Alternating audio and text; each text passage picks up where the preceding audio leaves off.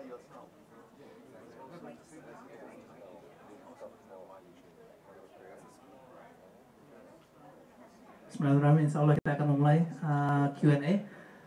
This is a very good opportunity for us to ask any questions. Please use this opportunity. If you got any questions about dakwah in general, or how to convey the message, the technique, and or ask about the brother Wong's experience in that, maybe dibuka dari Pak Habib. Okay, there's a lot of questions. Mungkin Pak Farudi dulu ya. Satu saja syarat dia ya, iaitu soalannya mesti mudah-mudah. Assalamualaikum warahmatullahi wabarakatuh. Waalaikumsalam warahmatullahi wabarakatuh. Thanks so much for taking us through this topic da'wah. The question is about what kind of da'wah we need to do. Is basically, do we need to all of us able to preach that da'wah, or basically that means da'wah, or it's basically it's as broad. Charity work is work of da'wah, education is a work of da'wah, and so on and so forth. So specifically, could you elaborate more on that? Inshallah. Now, how many of you that do not understand bahasa Malaysia or bahasa Indonesia? All. Sister Aisyah, you understand Indonesia as well? Bahasa Indonesia? Do you understand? No? Okay. Just if you tell me what it is, I'll probably go, oh yeah. Right. Okay, no worry. Majority of them understand. I will try not to speak in bahasa Malaysia or bahasa Indonesia, but if I do speak, maybe your friends next to you can elaborate to you. But no worry, I will try to be in English 100% inshallah. Now, the question is that when it comes to da'wah, do you mean that every one of us have to do da'wah? Can we consider that charity, education is part of da'wah? Did every one of us need to preach? Well, how many types of da'wah is there? Now, let me share with you, basically when we talk about da'wah, da'wah is invitations to call people. It's never to force people to embrace Islam. No. Again, still remember that L stands for love. Why we do da'wah? One of the reasons is out of love. You love for your brothers what you love for yourself. That is the reason why you do da'wah. Okay? Now, when we talk about da'wah, yes, you have every single one of us. As long as we are Muslim, we need to do da'wah. But again, then how many types of da'wah? Let's put it this way. Each of us are different. Not many people can have that kind of public speaking skill or be good in any, maybe let's say, in multimedia. Now, but I'm sure that each and every single one of you, you're good in management, then involved in management. Da'wah need management. Today, the da'wah seems like disorientated because it is not properly managed, right? If you're in finance, why not help out in the da'wah organizations to manage the finance? If you're good in fundraising, then you involve in fundraising, despite you might not be the one who use the money. If you're good in graphic design, then volunteer yourself. If you're good in any other way, do it. If you don't have time, now, why not? If you don't have time, you say, I'm busy. I'm very busy. I'm a very, very, very busy businessman. So I don't have time. Now, do you mind to substitute your time by investing $100 per month to a da'wah organization? Then if you can, then do it. You can buy your time by giving $100 to a da'wah organization. Like for example, Surau kita, on any da'wah organization that you know of. Now, let me share with you basic 5 types of da'wah that we can do as a Muslim. Can I be very honest and tell you the truth today? Yes. Yes or no? Yes. Inshallah? Yes. Yeah. I know what I'm going to say might hurt you, but trust me, I mean good. Because I love you as my brother and sister. Not because I hate you. I don't do da'wah out of hatred. We don't spread hatred because Islam is peace. It's one of the root words of Islam, which is salam. Now, 5 types. First type is our characters. Da'wah bil hal.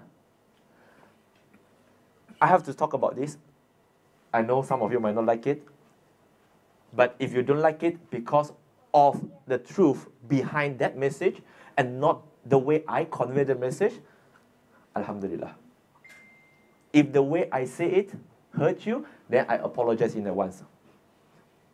Through our character. Muslim is not just a label. Muslim is something that related to action. When you talk about Muslim, Muslim generally means the one who submit to the will of Allah, which means how to submit if there is no action. Am I right? One of the basic things that I would like to touch on today, just now I have a talk with Andre, we have a discussion, because we are being informed that because I'm here in Melbourne, so therefore you won't see me next time. No. Even back in Malaysia, I do the same thing. 7 o'clock in Melbourne, same thing with 7 o'clock back in Malaysia. I'm not saying the time different, I'm talking about the time. 7 means 7. You know why? Our Muslim today, the first thing is that punctuality. If we can be punctual for our meeting, for our business appointment, why can't we punctual that you are coming to seek knowledge for the sake of Allah subhanahu wa ta'ala? This is the first important thing. And if we as a parents, trust me, I'm a father of 4. If we as a parents and our kids know that that program is supposed to start at 7, and we don't turn up 7 o'clock or before 7 o'clock, you know what kind of example that we have shown to them? And can you just imagine if there is a non-Muslim or not yet Muslim who are here today earlier than any one of you? What kind of da'wah that we have done? That's why I told them that we need to start 7:30 the latest. Despite I don't agree, but 7:30 before Maghrib, we have to start. Why? Because we don't want to show a trend that we are punishing those who are early and reward those who are late. And that is our concept now. When I was talk about 7, they're not going to start at 7. It's like a Chinese wedding dinner, you know. Have any one of you have attended any Chinese wedding dinner? Of course, I'm a Chinese, so I have attended. Before I become a Muslim. Normally, in the Chinese wedding dinner invitation card, it was stated there 7 o'clock. You know normally what time it will start? It will never start at 7 o'clock. It will start at 8:30 or 9 o'clock. So therefore, no one bothered to come at 7 o'clock. The one who come at 7 o'clock, he is a novice, never attended any wedding dinner before. So I would like to emphasize on a lot of our akhlaq. Be the Muslim. Now, let me put it very simple when it comes to da'wah bilhal. What kind of Muslim that you would like to meet? What kind of Muslim that you would like to meet? Practicing Muslim, good Muslim, smiling Muslim, kind Muslim, very gentle Muslim, right? Simple. Da'wah bilhal means be the Muslim that you want to meet. Simple. Be the Muslim that you want to meet.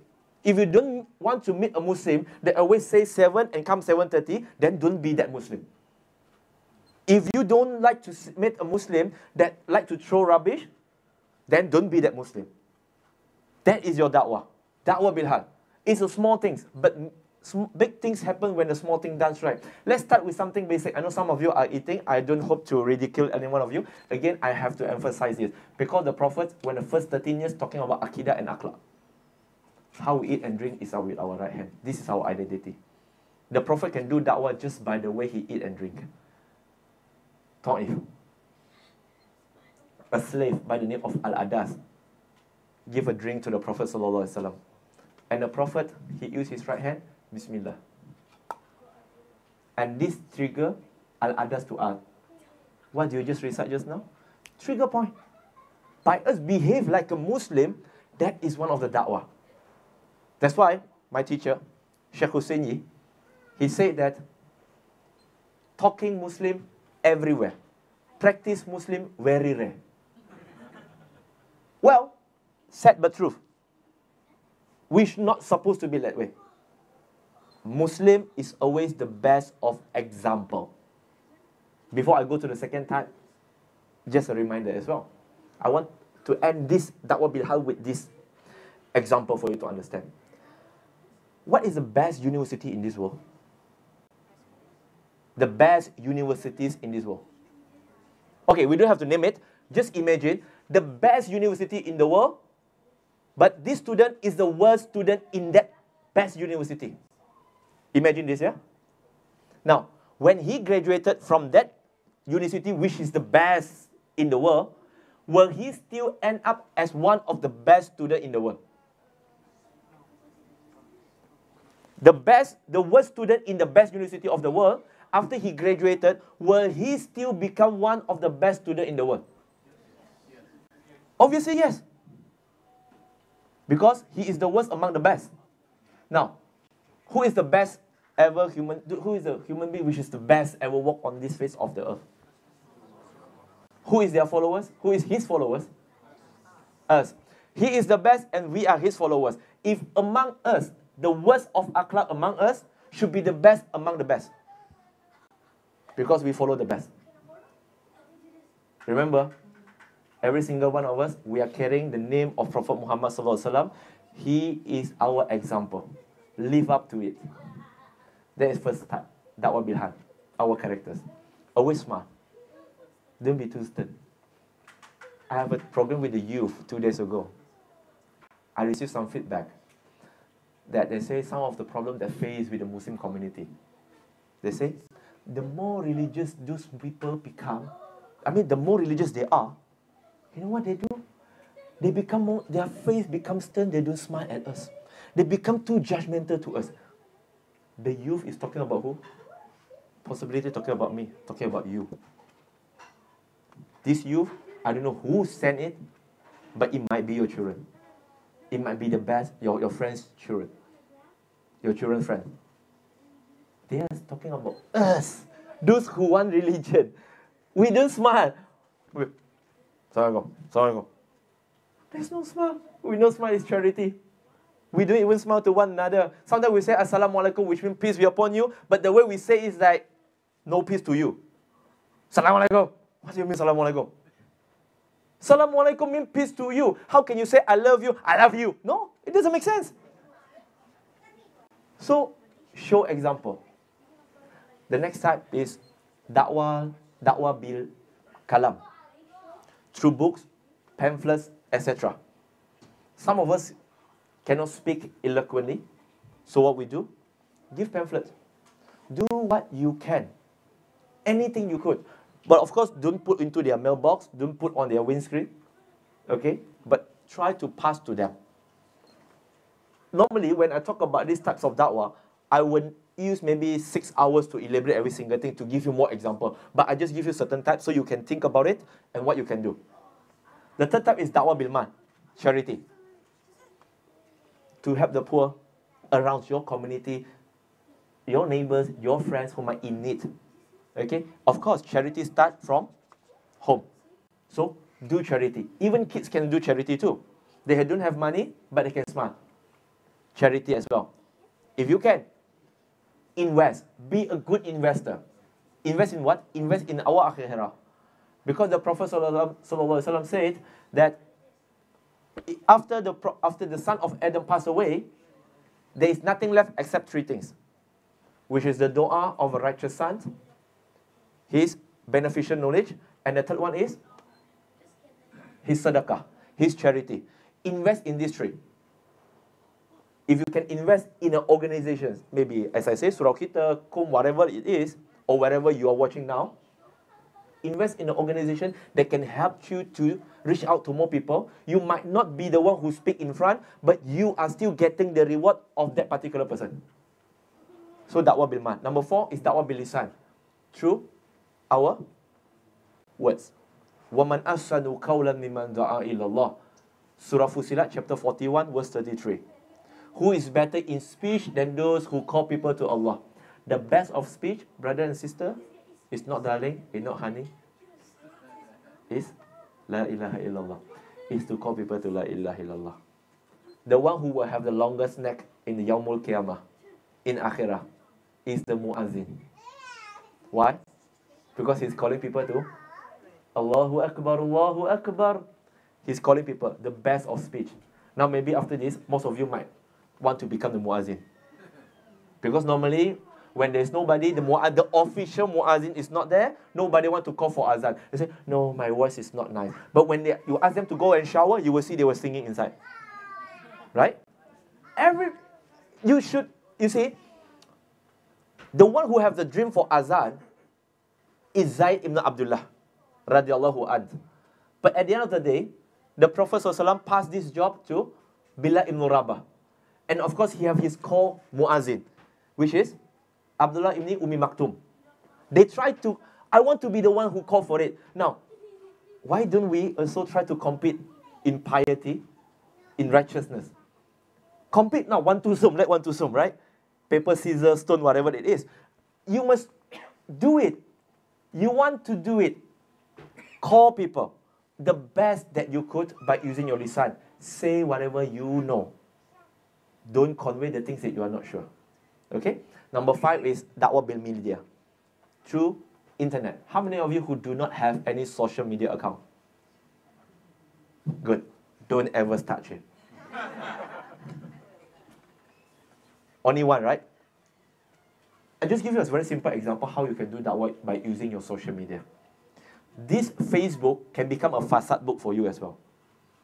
But try to use it in a way that will benefit our akhirah. For example, how many verses is there in the Quran? 6. There is 114 is 114th surah, chapter. Verses? Well, of course, there is a difference in opinion. It's okay. But let's use 6,236 verses. Now, 6,236 verses divide by 365 days. How many years you can do da'wah by every single day? You just share 1 verses on your Facebook. You can do da'wah for exactly 18 years and 1 month. After you have done that, let's go for Sahih Bukhari. There is 7,000 hadiths. After you throw out all the repetitions, you might have come up with 4,000. You plus Sahih Muslim, another 4,000. So you have 8,000. 8,000 divided by 365 days. This is Sahih. I'm talking about authentic hadith. So you will get another 20 years. Now, 20 years plus 18 years, you can do da'wah up to 40 years if you are still alive. Then continue with Sahih, with Tirmizi, with Abu Dawud, with Ibn Majah, with others things which is authentic. Now, can you do da'wah every single day? The problem is, the challenge for us as a Muslim, for us as a du'at, I consider every one of us as a da'i. It's not about starting. I'm never worried about can you start or not. I believe every one of you can start. The thing that I'm worried for myself and you, can we remain consistent? Every single day, 1 ayah. Can you do the da'wah? Your friend might not like it. Your friend might not comment on it. Who cares? You are doing it not for human to like it, not for them to give you this. It's for Allah to give you this. So at the end of the day, you have done your part. 40 years by using social media alone. I'm not talking about other things that you can share. Right? How many things that we share that doesn't benefit our akhirah? I'm boring today. Let's have a cup of latte. Well, nothing wrong with it. It's nothing wrong. It doesn't harm our akhirah. It's good. I like latte too. But no, I really like long back actually. Okay? But what I'm sharing with you is that there are few ways. But the best thing is that, brother and sister, Allah will judge you individually. Allah will judge me individually. Allah will not judge you according to what I can do. Allah will judge you according to what you can do. Do your part. If you're a sister, if you're good in cooking, because you are married, so you have to obey your husband first. It's the easiest way to go to Jannah. Just do whatever you can. You have your social media. Share something beneficial about Islam. Cook. When you cook, prepare something. Give to your neighbor who are not yet Muslim. Build good relationship. You know, you can do a lot of things in your own capacity. Just do your part. As simple as that. Okay? Hope I answered the question. Wallahu alam. I thought it's a receipt. Invoice, huh? MashaAllah. So you charge me, huh? Assalamualaikum, brother. I have non-Muslim neighbors and colleagues. They are good people, mashallah. I would love them to become Muslim, but I never know how to do the da'wah to them. Can you share some tips experienced in situations like this? Now, when we talk about how to do da'wah to our friends, our colleagues, and so on and so forth, do you agree with me that the most difficult things about da'wah is about how to start to initiate it? Right?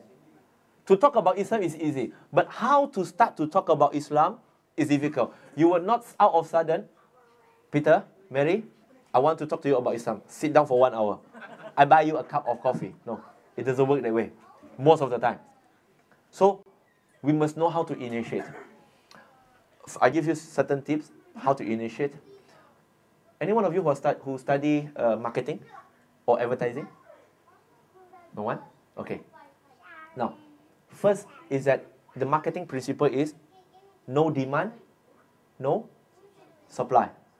But if you do business this way, sooner or later your business will close down. When there's no demand, you must know how to create the demand. Now, today is Labor Day here. So tomorrow, go and talk to your colleague. Look for one person first. Yeah? Don't go and ask the entire ask them to go into the meeting room and then ask the same questions to every one of them. No, just target one. Now, put in your mind that one person. Tomorrow you go to them and ask them very simple things about their culture, about their religion, about whatever, about them, not about you. Communication is not really about me, it's not about us, it's about them. So ask them first. Like for example, if they are Christian, ask them, okay, next month they're going to have Good Friday, they're going to have Easter. So ask them, Peter, do you mind to share with me what is Good Friday? Let them talk about it. They will be open up. Then what is Easter Day? What is this? What is that? What? You don't have to share about Islam at all. No need first for the beginning. Now, after some time, what will happen? Your friend will get boring, right? It's always you are the one who asks me, right? Because the one who always being asked, they felt like they are being attacked from all fronts sometimes. The one who controls is the one who always asks questions. So it will come into their mind. This is common psychology. It will come into their mind that, okay, you've been asking me so many questions. I think it's right for me now to ask you questions. Now, why you Muslims have to pray 5 times a day? Why you have to keep your beard? Right? Do you know how to answer why you have to grow your beard? If you tell them, I want to follow the sunnah, they don't even know what is sunnah. Very simple. Just tell them that, by the way, number one, I never grow my beard. It just come up by itself. It's just I didn't cut it. I didn't shave it. Did any one of you go to any center to grow your beard?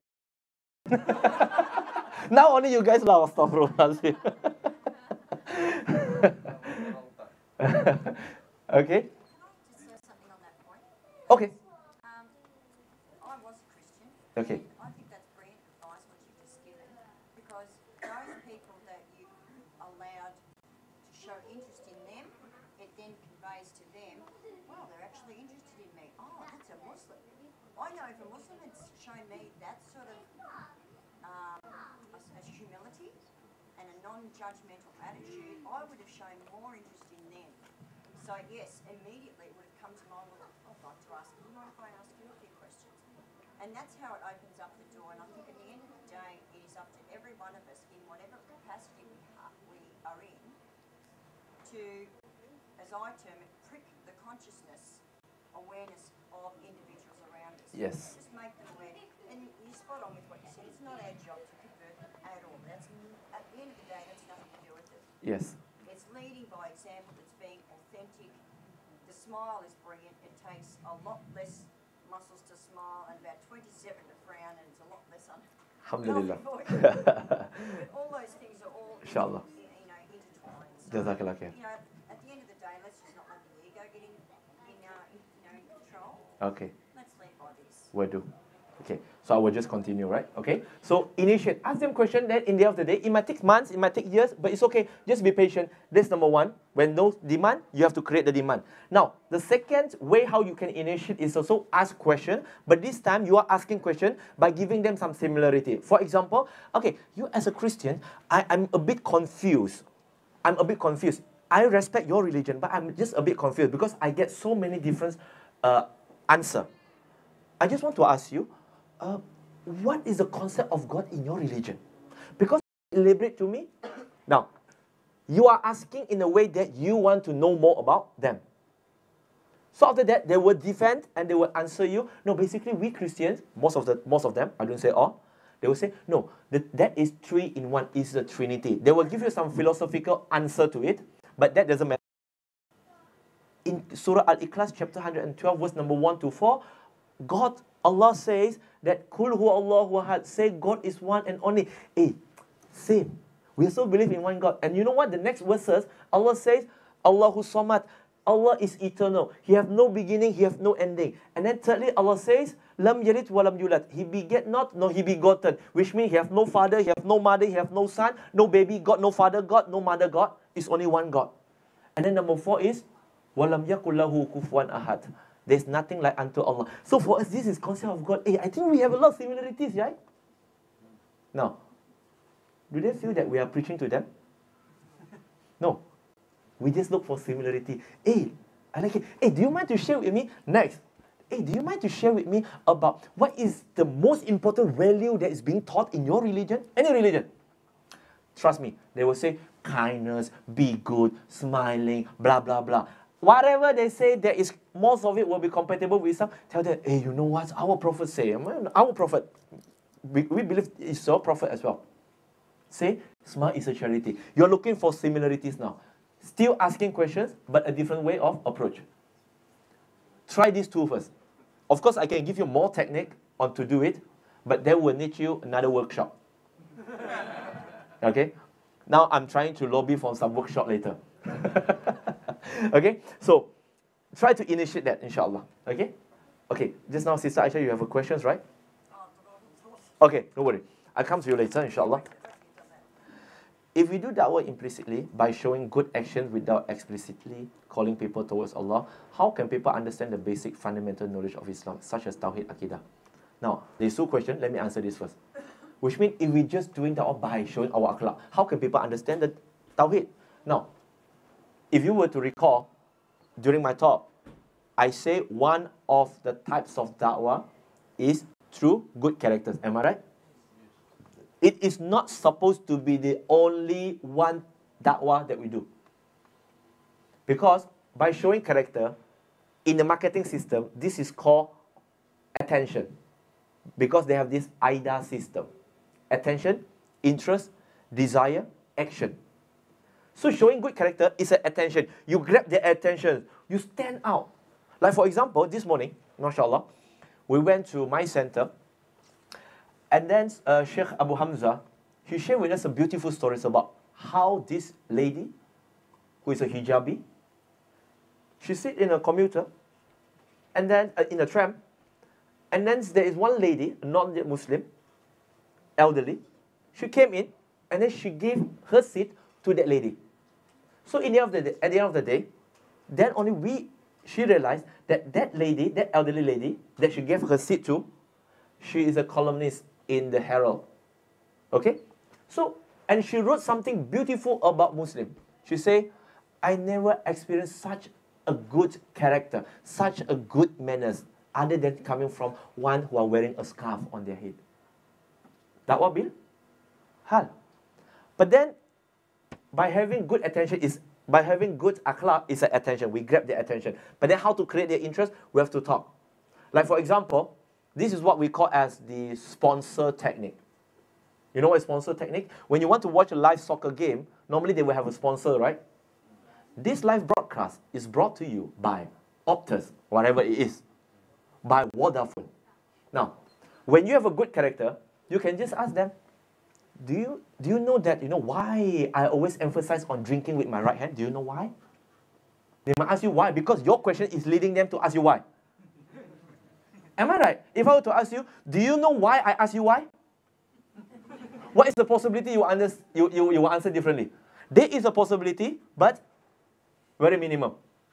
If you were to ask them, do you know why that I always emphasize that I will drink with my right hand? You know why? Because the words that you end with is why, they will just continue, why? Because it's easy for them to say why rather than I don't know and I don't care. It took more effort for them. So human beings are lazy. capitalize on the laziness? They will say, why? When they ask you why, yeah, because as a Muslim, Muslim means submission. And Muslim profess the religion of Islam. Islam talking about God, oneness of God. We believe in one God. Now, done. It sounds like easy, right? It is easy. You know the things that make it difficult? It's our willingness to do it. Because the shaitan, the iblis, is always by our side. When you want to do something good, they cannot stop you from doing that good things. They will ask you to delay it. If they cannot get you to delay it, they will, while you're salat just now, out of sudden you remember where you put your key. Out of sudden, they will come and remind you, you remember the key that you lost, that you cannot find it? Yes, it's there. Then you, oh yes, yes. So we don't really recite, we can't really remember, focus in the salah, so they will mislead us. So the things that is making difficult is that our willingness to do it.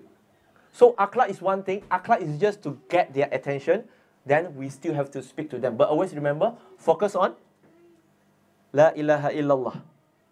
Focus on this. Don't talk about halal and haram so much. Because at the end of the day, it is not halal and haram. Why they do not follow? Why they are asking you why you pray 5 times a day? Because they could not accept the one who prescribed these 5 times prayers. If they can accept 5 times the God who prescribed these 5 times prayers, do you think they will have a problem? No. Just the way how we pray 5 times a day, we don't even question why 5 times a day, because we already believe in Allah or this understanding. Arish, just share just now. Every single thing that we do. Do you know why that when I go to the toilet, I will step in with my left leg first? Against you're asking why, right? Do you know why I'm keeping my beard? Do you know why we pray 5 times a day? Do you know why? Normally, by asking why, you will get the reply of why. Then you start to tell them. Because you know, Muslim, the fundamental teaching of Islam is to believe in one God. We believe that one God, this is my belief, I'm just sharing with you. We believe that one God is the same God that created you, that created this entire universe. And He is the sender of the prophet that we believe in. Namely Adam, Abraham, Moses, Solomon, Jesus, and Prophet Muhammad. If you were to use the English translations of the prophet name, they can find that kind of name sound familiar, huh? Yes, sound familiar. We believe in all those prophets. You know why? Because sometimes we as a Muslim, we make assumption that our non-Muslim friend, they know that we believe in this prophet. Sister Aisha, how do you know that Muslim actually believe in Jesus before you really encounter a Muslim? No. Or you are being taught that Muslims actually are antichrist? My encounter was you were all us. Yes. All terrorists. So, you see? So it was like dealing with the devil when I started. Yes, lots of non-Muslim, especially our Christian friend, they do not know that we Muslim believe in Jesus. You know that? We don't know, right? We thought that they're supposed to know, right? What do you mean by supposed to know? How many of us know about Christianity? They will say that the Christian will say the same thing. You're supposed to know, right? No, it doesn't work that way. Don't make assumption in da'wah. Share with them. And then talk about Allah. Talk about, say, our concept of God in Islam is very simple. Focus on Surah Al-Ikhlas. Chapter 112. Just focusing on this only. Building up on, this is the one creator that created every single thing. Elaborate. Allahu Samad. He have no beginning, He have no ending. He have no beginning, He have no ending. Lam yalid wa lam yulad. Just elaborate on all these 4 verses, it will be sufficient. And I believe, inshallah, all of us here have memorized this surah. So share this surah first. Focus on Tawheed, please. Focus on Tawheed, focus on core value. Don't focus on, you know, if you want to become Muslim, you cannot drink beer. You know, if you become Muslim, you cannot eat pork. Don't talk about all this halal haram first. I'm not saying that it's not important, but the most important thing is Tawheed. Let me wrap up this question. Of course, you might have some other question. With a hadith in Sahih Bukhari, in which the Prophet ﷺ sent Mu'az ibn Jabal radiallahu anhu to Yaman, and the Prophet gave an advice. O Mu'az, you will talk to a group of Ahlul Kitab, to the people of the book. So the first thing that you should call them to is La ilaha illallah. If they were to accept this, then tell them that it has been prescribed upon them to pray 5 times a day. After they have prayed 5 times a day, then tell them that it is prescribed upon them to fast in the month of Ramadan. After they have fasted in the month of Ramadan, tell them that it is prescribed upon them they should pay their zakat. If they pay their zakat, tell them that it is prescribed upon them that they should do their hajj once in a lifetime if they can afford it. Now, can you see the gradual da'wah? Yes. Da'wah is gradually. Don't try to force someone to eat the entire bird. No. They might be very hungry, but if you just give the entire bird to them, this big, they cannot take it. But if you cut it into pieces, it will take time for them to finish, but eventually they will finish it. So, focus on La ilaha illallah first. When La ilaha illallah they can accept, everything's right after that. Believe in the angel, believe in the scriptures, believe in the prophet, believe in the Yawmul Qiyamah, believe in the Qadar and Qadar. No problem. It will be easy for them, inshallah. Okay? Okay, Sister Aisha, questions? Yeah, just out of courtesy too, young people these days with their social media and phones and so forth, I can see a lot of kids in phones now, and I think it's actually a little bit disrespectful. I actually think we should be paying full attention. Having said that, young people are faced with these days a lot of social media pressure, and see the women with the makeup on and the hair and so forth, the glamorised versions. Same with the guys, with the sporting ads and so on and so forth. I think we need to be mindful as, fellow believers and non-believers. It doesn't really matter what young people these days are faced with and how disempowering those projected images are. And young ones, please note that that's not real. It's not reality, the glitz and the glamour. Okay, that's just what they put out there. That's not what we're chasing. So your questions will be, Sister Aisha? I'm just going to ask, secondly, the second thing I wanted to ask about. Your first question is? I just want to make a point of these young ones. So there's a first comment. Okay, the first question will be? The second thing I think is really important, I'm just basing it on my experiences. I back up what you're saying. We need to be mindful of where people are at. There's going to be people at this part, people who are 1 year in, there's going to be people who have got no idea at all.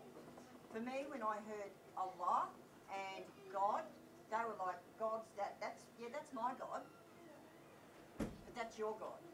So please be mindful. We need to be mindful of the language, and I think you're spot on with what you said, little bits at a time, because I know the language that was used, you have to pray 5 times. I'm like, no, I don't have to, I want to. Okay, so I think we need to be mindful of the language that we use. So would you say the most beneficial tip that you could give someone, you're changing a tyre at work, you're having a chat, try and gauge where they're at first, I think is most important, and I think that breaking down that part is critical. Okay. Would you agree? Yeah, I will come to that, inshallah. Jazakallah khair, Sister Aisha. Now, Sister Aisha gave a first statement about, we have to be mindful about people around us, playing with the phone and so on and so forth. Now, in my da'wah workshop, one of the things that I will cover is start with ourselves, is to create value in ourselves and in our message. This is the core message of the da'wah. Now, yes, I'm aware some are holding their phone, but Islam teach me something. In Surah Hujurat chapter 49 verse 12, that do not have that kind of pre-assumptions, prejudgment. And when we among the believer or disbeliever as well, we try to have the benefit of doubt upon them, that yes, they are holding their phone, but they are sending what they learn here. They might be writing down. Okay? We pray for them that this is what they are doing with their phone. This is what we're supposed to have. That is how we build our relationship. Now, when it comes to the second things about, the choice of what we say and how we say. Now, this is the core things that I will teach in my da'wah workshop. Of course, I'm not lobbying here. I'm not lobbying here. The thing that I like the most is to conduct workshop. Before I came here to Melbourne, I was in Perth to conduct 2-day da'wah workshop. Okay? And the core message that I have in the da'wah workshop is about communications, the psychology. I do not talk about only about communications. I'm talking about how to connect with people. A lot of us communicate, but most of us don't connect. We only trust a person that we can connect it to. That's why when you are using Wi-Fi, it is not about communications with the modem. You're talking about connecting with the modem in order for you to have the access. Am I right? If you cannot connect to your prospect, how can you have the access to the information? How can they have the access to you? So I will be talking about the connection. Yes, choice of words, how to say it, when to say it, what to say, should you say it. Like for example, I'll give you a very good example.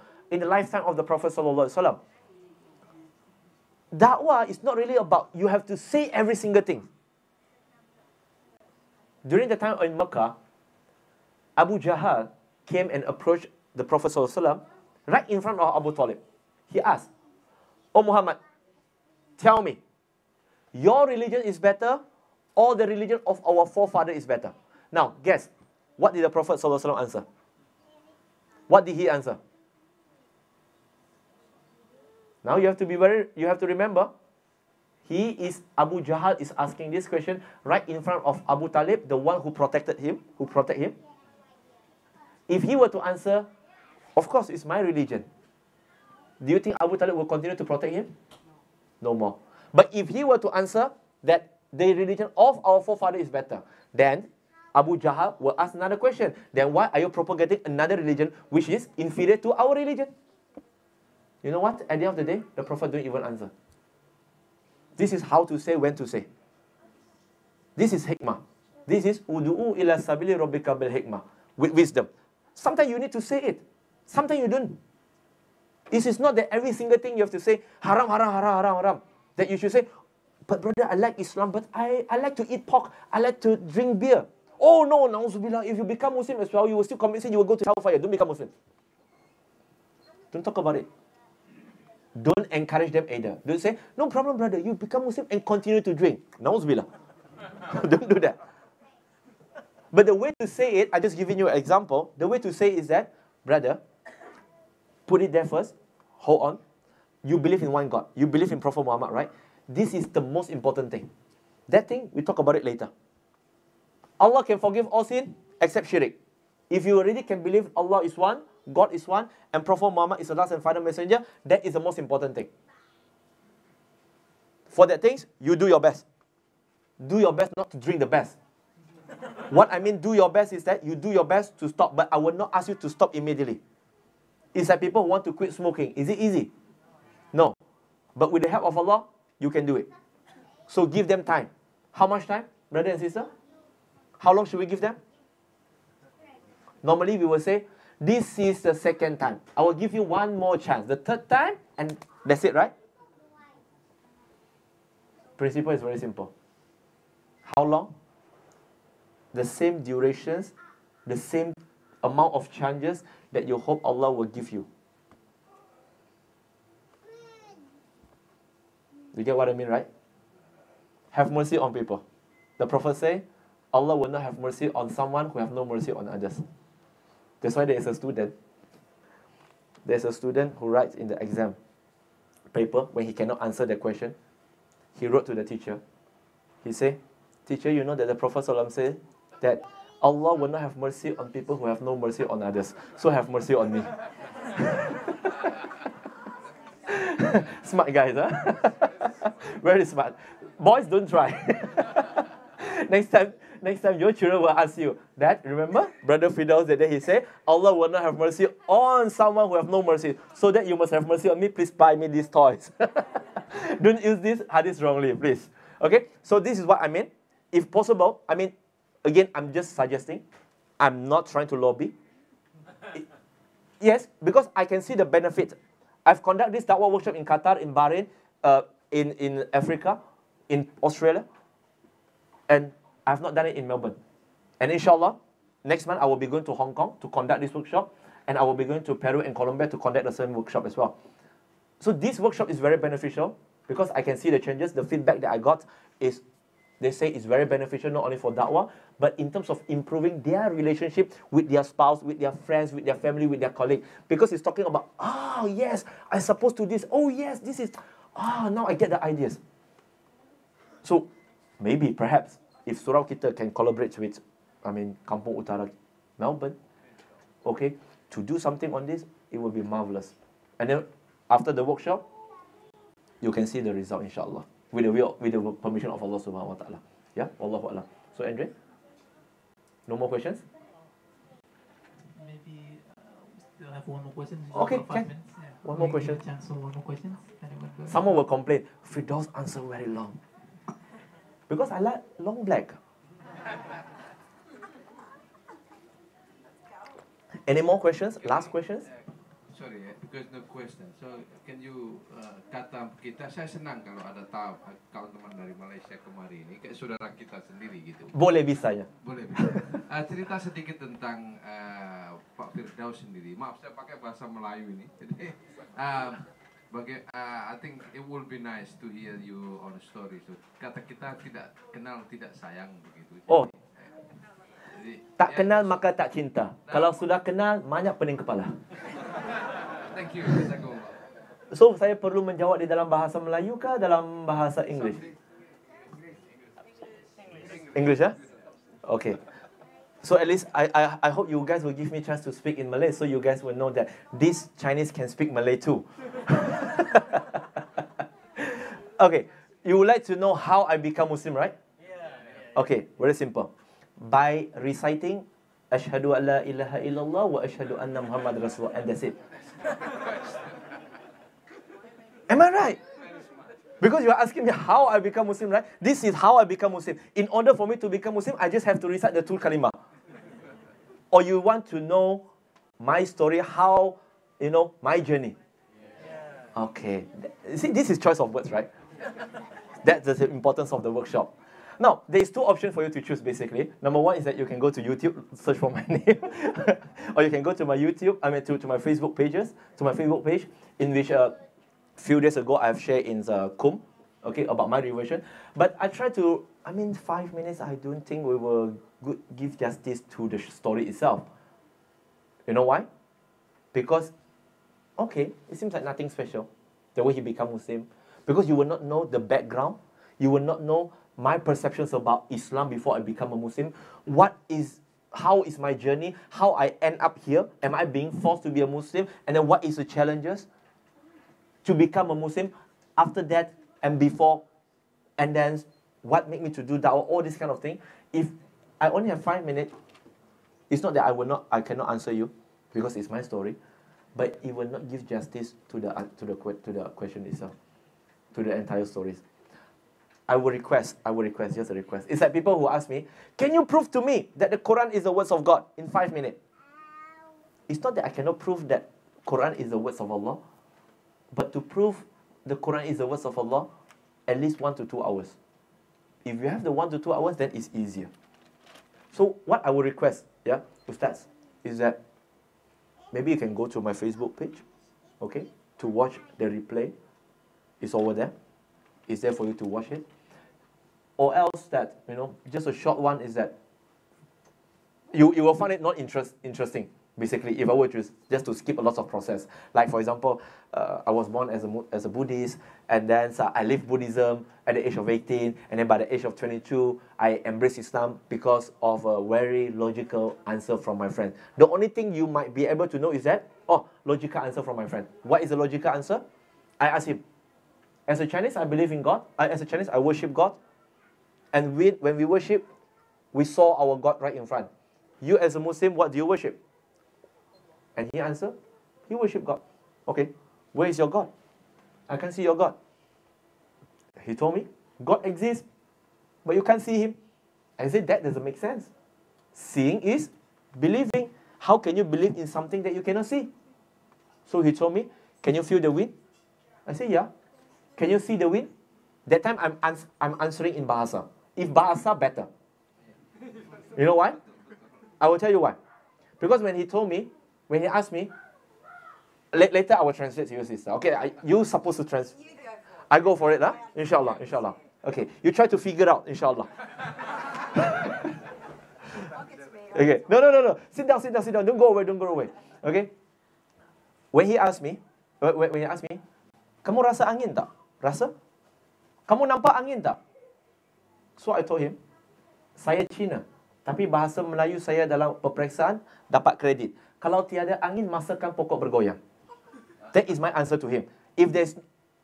When he asked me, okay, can you feel the wind? I said, yeah. Can you see the wind? I said, obviously, look at the tree. By God, but yet you cannot see the wind, but you can feel it and you can see the effect of the wind. Then what makes you think you can see the God that created that wind? He exists, you can't see him, but you can feel him, and you can see his effect, his manifestation in his creation.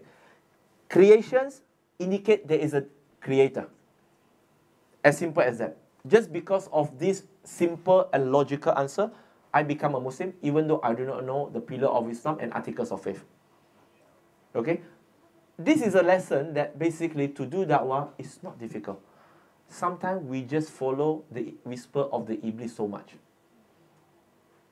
So brother and sister, before I pass the mic back to Andre, so sorry, I cannot give you the longer version. Okay? But before I pass the mic back to, the mic is already there with him. Figure of speech, right? Now, let's end with this. When we do da'wah, Allah will be pleased with us. But the Iblis will displeased with us. But if we don't do da'wah, the Iblis will be pleased with us and Allah will not be pleased with us. Now is your choice. Who you would like to please is your choice. I will not force you. At the end of the day, nafsi, in Yaumul Qiyamah. Allah and the angel become my witness that today I'm here to convey to you the importance of doing da'wah. If after these sessions and you still don't do it, I will not be blamed by Allah subhanahu wa ta'ala. I will be the second group of people related to the Sabbath day, in which you don't change, it's not up to me. You will face the consequences, not me. So, hopefully, may Allah subhanahu wa ta'ala give us strength. May Allah subhanahu wa ta'ala guide us, give us courage to do da'wah. And I end with the surah that our Ustad recited just now in Salatul Maghrib, in which he recited Surah Al-Ahzab, chapter 33, verse 70 and 71, in which Allah subhanahu wa ta'ala says, Ya ayyuhallazina amanu taqullah wa qulu qawlan sadida yuslih lakum akmalakum wa yaghfir lakum dhunubakum wa ma yuti ilaha wa rasulahu faqad faza fawzan azima. O you who believe, have righteousness and speak the word of truth. And there's nothing better than the truth itself, which is La ilaha illallah. And Allah will improve your ibadah, will increase your ibadah, and Allah will forgive you. وَمَا يُتِئِ اللَّهَ وَرَسُولَهُ فَقَدْ فَازَ فَوْزًا عَظِيمًا. And whosoever obey Allah and His Messenger, do da'wah is to obey Allah and Messenger, then they have attained success, the great success. So may Allah grant us all success here in this dunya and in akhirah, and hope to see you all again. If we don't see one another again, inshallah, I hope that all of us will meet up in Jannatul Firdaus. You have no choice, you have to remember me always. Jazakumullah khairan. Assalamualaikum warahmatullahi wabarakatuh.